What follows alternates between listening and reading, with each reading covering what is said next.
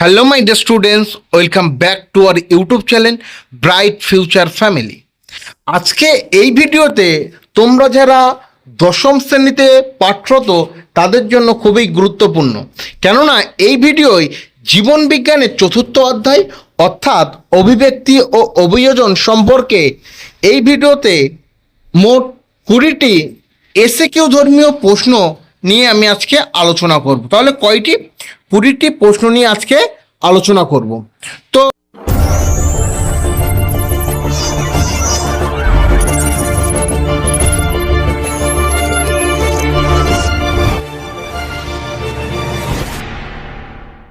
এক বাক্যে উত্তর দাও, এরকম ধরনের প্রশ্ন তোমাদের পরীক্ষায় অর্থাৎ মাধ্যমিকে ও টেস্টে এবং সেকেন্ড ইউনিট টেস্টে আসবে। পরিবেশের সঙ্গে খাপ খাওয়ানোর প্রক্রিয়াকে তো প্রথম প্রশ্নটা কি আছে? পরিবেশের সাথে খাপ খাওয়ানোর প্রক্রিয়াকে কি বলে? পরিবেশের সঙ্গে খাপ খাওয়ানোর প্রক্রিয়াকে আমরা বলি অভিযোজন। কি বলি? অভিযোজন। এবং দ্বিতীয় প্রশ্নটা কি আছে? ক্যাকটাসের পাতা কিতে রূপান্তরিত হয়েছে? ক্যাকটাসের পাতা কাঁটায় রূপান্তরিত হয়েছে। 3 নম্বর প্রশ্ন কি আছে? সুন্দরী গাছের বিশেষ মূলকে কি বলে? সুন্দরী গাছের বিশেষ মূলকে শ্বাসমূল বলে। শ্বাসমূল বলে। 4 নম্বর প্রশ্নটা কি আছে? পরিযান কোন ধরনের অভিযোজন? পরিযান হচ্ছে আচরণগত অভিযোজন।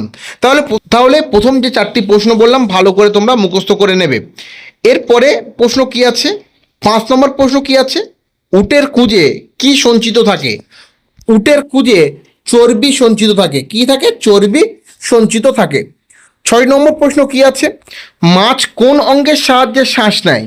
মাছ ফুলকার সাহায্যে শ্বাস নেয়। 7 নম্বর প্রশ্ন কি আছে? শীতেন্দ্রকে ইংরেজিতে কি বলে? উত্তরটি হবে হাইবারনেশন। 8 নম্বর প্রশ্নটা কি আছে? গিরগিটের রং পরিবর্তন কি ধরনের অভিযোজন? গিরগিটের রং পরিবর্তন শারীরবৃত্তীয় অভিযোজন। হাঁসের পায়ে কি ধরনের গঠন দেখা যায়? হাঁসের পায়ে ঝিল্লির ধরনের গঠন দেখা যায়। কি ধরনের? ঝিল্লি। তাহলে 10 নম্বর প্রশ্নটা কি আছে? মেরু ভাল্লুকের দেহে ঘন কি থাকে? মেরু ভাল্লুকের দেহে ঘন লোম থাকে। পরিবেশের উদ্ভিদ, জলজ পরিবেশের উদ্ভিদ। 11 নম্বর প্রশ্ন, পদ্ম কোন পরিবেশে উদ্ভিদ? জলজ পরিবেশের উদ্ভিদ। তাহলে পদ্ম কোন পরিবেশের উদ্ভিদ? জলজ পরিবেশের উদ্ভিদ। 12 নম্বর প্রশ্ন কি আছে? মরুভূমির উদ্ভিদের মূল কেমন হয়? অনেক গভীরে হয়। অনেক গভীরে হয়। 13 নম্বর প্রশ্ন কি আছে? স্রোতরেখীয় দেহ কোন প্রাণীতে দেখা যায়? মাছের দেখা যায়। তাহলে স্রোতরেখীয় দেহ কোন প্রাণীর দেখা যায়? মাছদের দেখা যায়। লবণ সহনকারী উদ্ভিদকে কি বলে? হেলিওফাইট উদ্ভিদ বলে। 15 নম্বর প্রশ্ন কি আছে? বাদুড়ের ডানা কোন ধরনের অভিযোজন? বাদুড়ের ডানা গঠনগত অভিযোজন। 16 নম্বর প্রশ্ন, তিমির দেহে চর্বির স্তরকে কি বলি? ব্লাবার। 17 নম্বর প্রশ্ন কি আছে? নিশাচর প্রাণী কখন সক্রিয় থাকে? নিশাচর প্রাণী অর্থাৎ যারা রাতে সক্রিয় থাকে। তাহলে নিশাচর প্রাণী কখন সক্রিয় থাকে? নিশাচর প্রাণী রাতে সক্রিয় থাকে। 18 নম্বর প্রশ্ন কি আছে? কাঁটা মূলত কোন অঙ্গে রূপান্তরিত হয়? কাঁটা মূলত পাতাতে রূপান্তরিত হয়। 19 নম্বর প্রশ্ন কি আছে? পাহাড়ি অঞ্চলে অক্সিজেনের স্বল্পতা কি বাড়ে? পাহাড়ি অঞ্চলের অক্সিজেনের স্বল্পতা শ্বাস হার বাড়ে। কি হয়? শ্বাস হার বাড়ে। 20 নম্বর প্রশ্ন কি আছে? দীর্ঘ গলাযুক্ত জিরাফ কোন ধরনের অভিযোজনের উদাহরণ?